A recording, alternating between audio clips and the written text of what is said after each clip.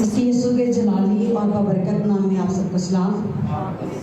میں خدا کی نہایت شکر گزار ہوں اور خدا کے بعد خدا کے خادم کی کہ جس نے ہمیں موقع دیا کہ میں آج پھر خدا ان کے دکھوں میں شامل ہو سکوں، اس کی باتوں کو جو صلیب پر اس کے منہ سے نکلی اس کو بیان کر سکوں۔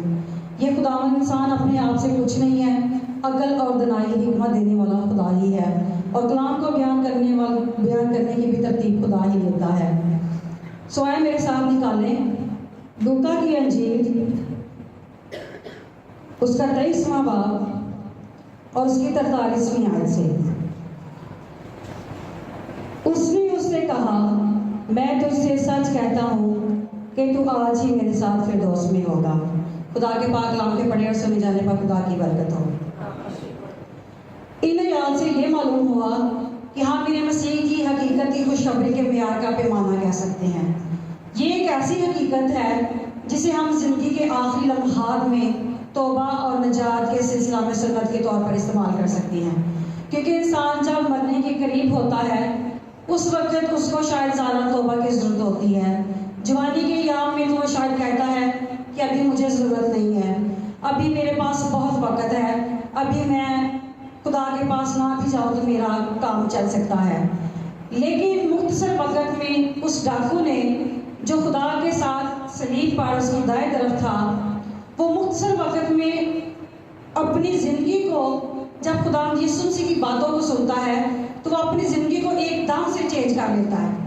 وہ ڈاکو جو صلیب پر لٹکنے سے 12 گھنٹے پہلے ایک بہت بڑی اس کی زندگی جو تھی وہ خدا کے ساتھ نہیں تھی، وہ ڈاکو تھا اور اس کی زندگی میں بہت ساری ایسی برائیاں تھیں جو یسوع مسیح سے ملنے کے بعد اس نے ساری ان سے توبہ کر لی، لیکن اس 12 گھنٹے سے پہلے اس کا دل جو تھا وہ بڑا ہی سخت تھا اور وہ مجرم تھا۔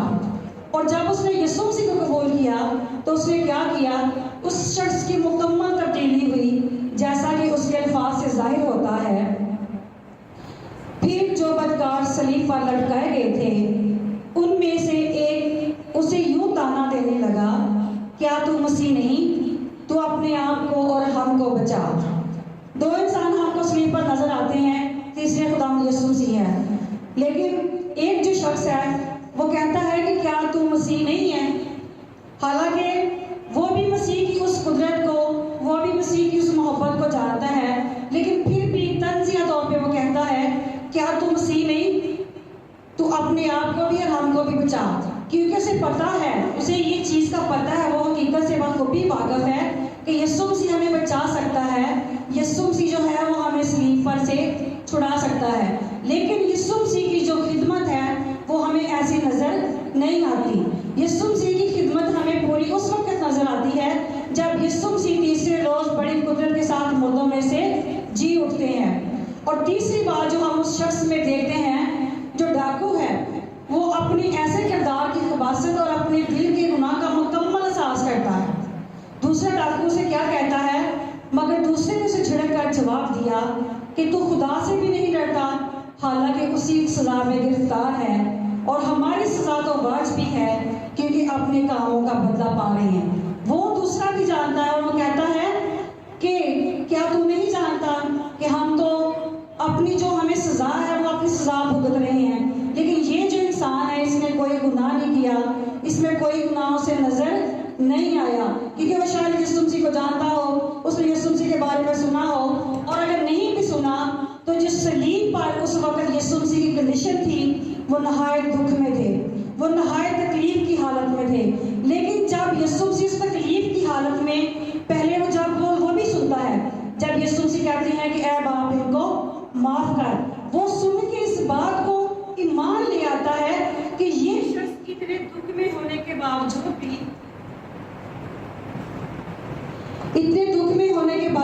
بھی یسوع مسیح کیا کہہ رہے ہیں، ان لوگوں کو معاف کر رہے ہیں جو اس کے ہاتھ پاؤں میں کیل گاڑ رہے ہیں، جو اس کو مار رہے ہیں، جو اس کو تکلیف دے رہے ہیں، جو اس کو اذیت دے رہے ہیں۔ اگر یہ ان کو معاف کر سکتا ہے تو کیا یہ مجھے معاف نہیں کر سکتا؟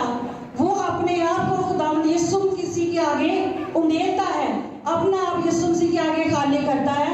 وہ یسوع مسیح کی قدرت کو جان گیا ہے کیونکہ وہ حلیمی کو, اس محبت کو اس نے محسوس کیا, اور ایک دم سے اس کی زندگی میں یہ کام ہوا, ایک دم سے اس کی زندگی میں معجزہ ہوا, اور یسوع مسیح نے اسے کہا میں تجھے سچ کہتا ہوں کہ تو آج ہی میرے ساتھ فردوس میں ہوگا. یہ کوئی کل کی یا پرسوں کی بات نہیں ہے. یسوع مسیح سے کہتے ہیں کہ تو آج ہی میرے ساتھ فردوس میں ہوگا. اور خدا اپنے وعدے میں دیر نہیں کرتا جیسا کہ بعض لوگ سمجھتے ہیں. اگر ہم پطرس کا دوسرا خط اس کا 3 باب اور اس کی 9 آیت کی تلاوت کریں تو وہاں پہ لکھا ہے خداوند اپنے وعدے میں دیر نہیں کرتا جیسی کہ دیر بعض لوگ سمجھتے ہیں, بلکہ تمہارے بارے میں تحمل کرتا ہے, اس لیے کہ کسی کی ہلاکت نہیں چاہتا بلکہ یہ چاہتا ہے کہ سب کی توبہ تک نوبت پہنچے. اب یسوع مسیح جو صلیب پر ہمیں نظر آتے ہیں, 2 شخصوں کے درمیان یہ جو بات چیت ہو رہی ہے تو ایک یسوع مسیح کو قبول کر لیتا ہے, لیکن آج ہی یسوع مسیح نے کہا آج ہی میرے ساتھ فردوس میں ہوگا. یسوع مسیح توبہ کے لیے ہر کسی کو دعوت دیتے ہیں, لیکن جو یسوع مسیح کی محبت کو قبول کر لیتا ہے, یسوع مسیح کو اپنی زندگیوں میں لے لیتا ہے, وہ توبہ کے لیے اپنے آپ کو یسوع مسیح کے حوالے کر دیتا ہے, اور پھر وہ سچے دل کے ساتھ یسوع مسیح کو قبول کر کے کیا جاتا ہے, خدا کی بادشاہی کا وارث بن جاتا ہے. اور تیسری بات جو ہمیں اس چیز میں نظر آتی ہے, ڈاکو نے پوری دنیا کے سامنے یسوع مسیح کو اپنا شخصی نجات دہندہ قبول کیا. اگر اس نے یسوع مسیح کو دیکھا, اس کی قدرت کو دیکھا, بات کرنے کا انداز, اذیت میں ہونے کے بعد معافی کا انداز دیکھا, تو پھر وہ کیا کرتا ہے, پوری دنیا کے سامنے وہ یسوع مسیح کا اقرار کرتا ہے. وہ یسوع مسیح کا انکار نہیں کرتا, اور جب وہ یسوع مسیح کا اقرار کر لیتا ہے تو پھر یسوع مسیح اسے کہتے ہیں کہ تو آج ہی میرے ساتھ فردوس میں ہوگا. اور اگر ہم ہجی اس کا 2 باب اس کی 19 آیت پڑھیں تو وہاں پہ لکھا ہے آج ہی میں تجھ کو برکت دوں گا. کہ خداوند جو کچھ کہتا ہے, خداوند جو کام کرتے ہیں وہ ابھی اور فوراً ہی کر دیتے ہیں. کیونکہ اگر ہم خداوند کے کسی معجزہ کو دیکھیں تو اس میں لکھا ہے کہ فی الفور وہ بینا ہو گیا, ان کے فوراً ایک دم سے وہ شفا پا گیا.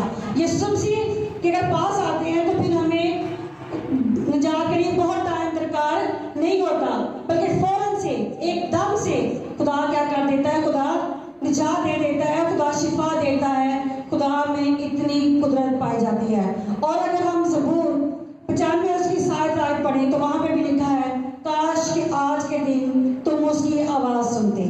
آج کے دن بے شمار ہمیں کلام مقدس میں ایسی باتیں نظر آتی ہیں, ایسے حوالہ جات ہمیں ملتے ہیں کہ جس سے پتہ چلے کہ آج کا لفظ ہی کتنا استعمال ہوا ہے. اگر ہم اس استثناء اس کا 30 باب 19 آیت پڑھیں